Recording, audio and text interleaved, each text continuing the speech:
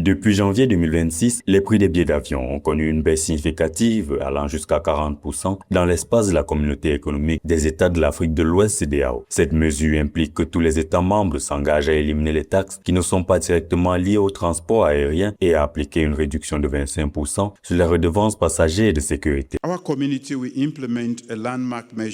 Notre communauté mettra en œuvre une mesure historique visant à réduire le coût des voyages aériens en Afrique de l'Ouest. Les taxes et redevances, qui jusqu'alors représentaient jusqu'à 50% du prix final d'un billet d'avion, faisaient de l'Afrique de l'Ouest l'une des régions les plus coûteuses au monde, la laissant à la traîne face à l'Afrique du Nord qui capte près de 40% du trafic aérien continental.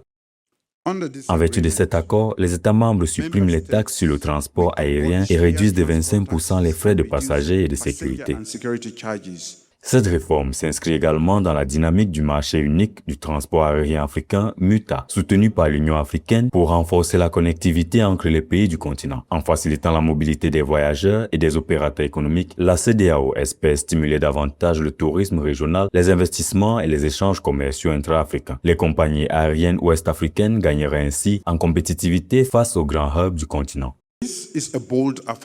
Il s'agit là d'une affirmation audacieuse de notre volonté collective de faciliter la circulation de nos populations, d'approfondir le commerce régional, de stimuler le tourisme et de renforcer les liens socio-économiques qui définissent notre communauté.